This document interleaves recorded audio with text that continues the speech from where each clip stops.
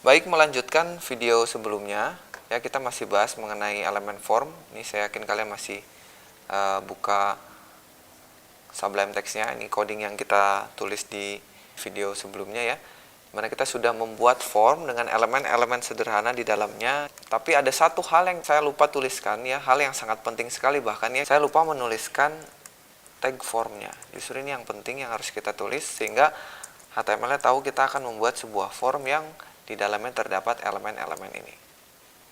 Ya, supaya lebih rapi ini bisa kita buat indentasi. Caranya kalian bisa seleksi saja lalu tekan tombol tab sehingga bergeser ya. Karena elemen-elemen input ini ada di dalam form. Jadi kelihatan seperti ini. Ya, kita sudah buat text field, password. Ini bentuknya sama, kotak isian, tapi bedanya password ketika kita isikan otomatis membuat karakternya berubah menjadi lingkaran-lingkaran hitam gitu ya. Lalu kita sudah buat radio button, checkbox, dan tombol menggunakan button ya. Yang selanjutnya akan kita coba buat adalah text area. Ya, text area ini mirip dengan text field, namun ukurannya lebih besar dan tulisan yang kita bisa simpan di dalam text area ini lebih banyak begitu ya. Jadi kalau tadi input digunakan hanya untuk username, password, nama, kalau text area kalian bisa nuliskan misalkan artikel, bisa tuliskan testimoni, komentar, dan lain sebagainya ya.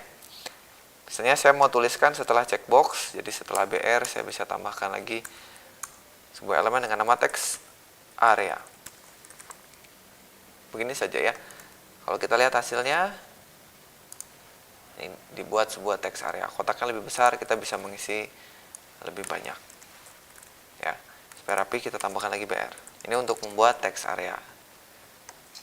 Selanjutnya adalah drop down ya, atau di dalam HTML kita sebutnya select. Ya, ini agak berbeda dengan tag input sebelumnya. Jadi kita harus punya dulu tag select sebagai pembungkusnya. Lalu di dalamnya pilihan-pilihannya itu kita menggunakan tag option. Ya, kita bisa tulis sebanyak mungkin tag option sesuai dengan ada berapa elemen yang mau kita isikan di dalam drop down-nya atau combo box-nya. Ya, biasanya ini digunakan untuk pilih kota kelahiran dan lain sebagainya. Oke, kita coba buat misalnya saya membuat sebuah combo box yang menuliskan nama-nama kota di dalamnya. Saya kasih option ya, misalkan ini Bandung. Kasih option lagi Jakarta, option Jakarta, dan seterusnya begitu ya. Saya kasih 3 elemen seperti ini. Kalau saya lihat hasilnya, nah itu, maka ada pilihannya ya. Kita kasih BR dulu. Kembali lagi, saya refresh lagi. Nah ini, jadi ada pilihannya. Itu untuk membuat combo box ya. Nah, ini yang terakhir. Kalau misalkan kalian sudah punya elemen formnya seperti ini, kan karena kita belum belajar CSS, maka tampilannya nggak rapi seperti ini ya, seperti yang kita punya di browser tadi. Begini, itu kan tampilnya kurang begitu rapi. Nah, karena kita belum belajar CSS, ada cara buat mengakali ini ya supaya tampil lebih rapi, yaitu dengan menggunakan ilmu atau pengetahuan yang sudah kita dapat di video sebelumnya. Kita bisa masukkan elemen-elemen input ini ke dalam tabel. Nah, nanti tugas kalian coba elemen-elemen input yang sudah dibuat, coba masukkan ke dalam tabel. Ya, seperti ini. Jadi labelnya masukkan ke TD yang satu, lalu elemen inputnya dimasukkan ke TD yang satu. Ini untuk satu TR begitu. Ya, dan seterusnya sampai kalau kalian butuh ada tabel yang di merging, tinggal lakukan call span, ini juga call span. Ya. Dan kalau sudah rapi seperti ini, kita tinggal hilangkan saja bordernya. Ya, sehingga sekarang kelihatannya lebih rapi gitu ya, sejajar seperti ini, tidak bengkok-bengkok seperti ini ya tuh ya, kan ini nggak rapi. Lalu combo boxnya juga radio buttonnya juga, combo boxnya juga.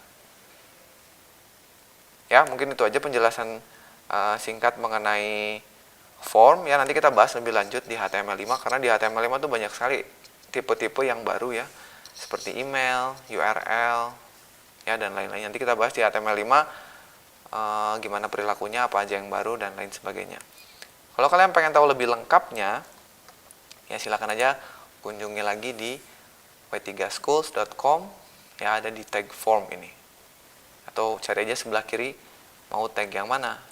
Ya, misalkan input. Jadi kalian bisa tahu atributnya apa saja yang bisa dipakai. Bahkan kalian bisa batasi di form ini, ya misalkan username-nya hanya tidak boleh lebih dari 16 karakter. Kalian bisa batasi menggunakan atribut.